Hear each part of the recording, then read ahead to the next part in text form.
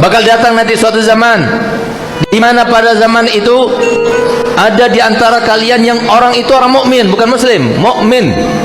Jadi beda antara muslim dengan mukmin. Ini mukmin, pagi hari mukmin, sore harinya sudah kafir. Sore hari mukmin, pagi harinya sudah kafir. Kenapa? Karena dia menjual agamanya dengan dunia. Ini zamannya sekarang ini. Gak usah kita itu, oh ini fulan. Bisa jadi kita terlalu mengagung-agungkan masalah dunia, bahkan seakan-akan dunia itu adalah segala-galanya. Siapa bilang? Allah Ta'ala melalui Nabi kita Muhammad SAW telah bersabda bahwasanya lau kanatid dunya tazinu indallahi janaha ba'udatin ma saqa minha syurbata ma'in kafiran qat. Kalau seumpama yang namanya dunia seisinya ini semuanya di dalam pandangan Allah itu sebanding dengan satu ekor sayap daripada ekor sayap sebuah nyamuk, maka niscaya Allah Ta'ala itu tidak akan memberikan walaupun hanya satu tenggak minuman kepada orang yang bukan seorang yang muslim. Tapi kenyataannya tidak, bahkan diberikan kepada mereka lebih banyak, kita lebih sedikit. Ini yang terjadi supaya kita paham, bukan segala-galanya. Ini sekarang seakan-akan menganggap segala-galanya. Dari mana saya tahu? Saya yakin sekarang seakan-akan yang namanya dunia itu segala-galanya. Dan ini hati-hati. Kenapa? Mohon maaf, tanpa disadari kita ini termasuk yang ikut di dalam golongan itu. Kenapa? Karena kita termasuk yang begitu percaya dan meyakini kalau anak-anak nggak masuk dalam pendidikan formal nanti mau jadi apa. Ini sudah di semenjak kecil kita banguni, bukan kita bangunkan untuk sholat subuh, tapi kita bangunkan karena takut terlambat sekolah. Ini yang terjadi sekarang nih di rumah-rumah kaum muslimin. Ini yang terjadi. Padahal Allah Ta'ala telah firman dalam Al-Quran, wa'mur ahlaka bis-salati wastabir 'alaiha la nas'aluka rizqan nahnu narzuquk wal 'aqibatu lit-taqwa. Hendaknya kalian perintahkan keluarga kalian untuk salat, sabarlah kalian di dalam mereka semuanya. Kami tidak pernah meminta kalian untuk mencari rezeki buat mereka, kami yang berikan rezeki, kata Allah. Kami yang berikan rezeki. Silakan tanya kepada orang yang punya, orang yang punya harta, orang yang punya toko, tanya kepada mereka, waktu kamu punya toko itu prosesnya gimana? Waktu kamu itu berdagang pertama kali mencanangkan dagangan yang di sebelah apa? Terkait dengan apa?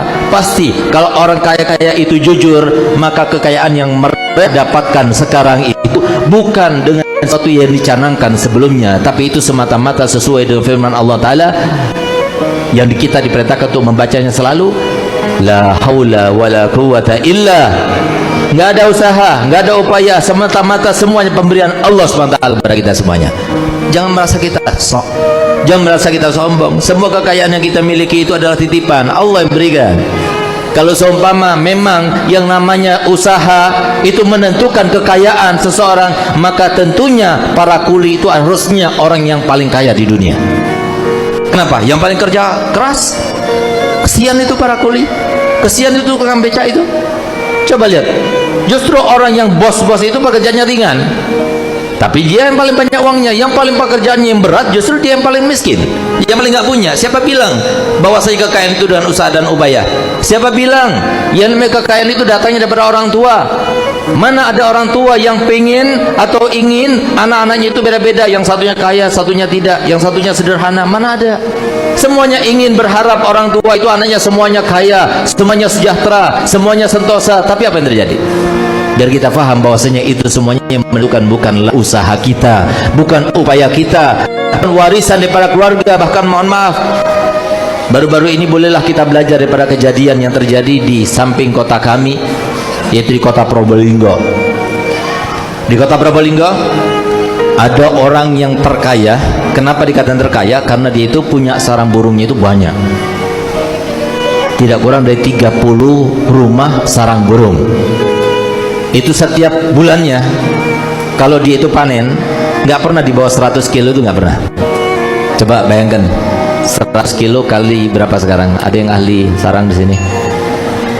Ambil 83. Wah, masya Allah, Bibi Ahmad sudah jawab. Luar biasa beliau nih. 83, ambil 10 juta lah. 100 kilo kali 10 juta berapa sudah? Setiap bulan dia punya macam-macam. Sehingga pada saat itu hati-hati ya, jangan kita berani dan kita menentang kepada Allah, tapi ternyata ini orang nggak baik. Kenapa? Mencaci maki sahabatnya Nabi, bahkan mertuanya Nabi Muhammad SAW. Sehingga dia berkata begini, pulang dari haji dia berkata begini, nyesel aku. Kenapa? Waktu saya berziarah kepada Nabi Muhammad, saya nggak mencaci maki temannya itu yang dua tuh, Abu Bakar dan Umar, maksudnya mertuanya, semua dua-duanya mertuanya Nabi Muhammad. Nanti kalau aku haji lagi, aku akan habiskan di depannya itu, saya akan caci maki dia. Subhanallah, kena penyakit. Penyakitnya apa? Penyakit kanker. Dibawa ke sana, bawa kemari, terus perlu uang, bawa ke belakang, perlu uang, habis jual satu, jual dua, jual, sampai ketika meninggal dunia dalam keadaan dia punya hutang. Semua penduduk di situ mengatakan bahwasanya ini orang nih kekayaannya nggak bakal habis sampai 7 turunan. Ternyata dia saja sudah habis. Ini terjadi. Siapa bilang? Di tangan Allah. Makanya Pak, gunakan kesempatan. Yang capek kita cari uang, jangan cuma ditinggalkan untuk keluarga, tinggalkan untuk kita nanti. Kalau kita meninggal, apa yang akan dikirim untuk kita? Nah, ini kesempatan ini sekarang. Masjid mau beli lahan nih. Nah, kalau mau nitip, bagus itu. Kata Nabi SAW, man bana baitan, man bana masjidan, banallahu baitan fil jannah. Gak usah masjid. Ditanyakan oleh sahabat, ya Rasulullah, kalau nggak bisa bangun masjid seutuhnya gimana? Bagiannya. Ini kesempatan, ini kita sempit sudah. Sholat Jumat sudah sempit, kita perlu. Ayo kita gotong royong, yang punya uang bantu. Ini nanti setelah kita beli ini, maka selama dipakai, baik itu parkiran atau kita bangun gedung digunakan, maka selama itu pula terus kita meninggal. Walaupun anak kita nggak bikin tahlilan, walaupun anak kita nggak bikin haulan, walaupun mereka sudah melupakan kita, tapi terus kita akan mendapatkan pahalanya.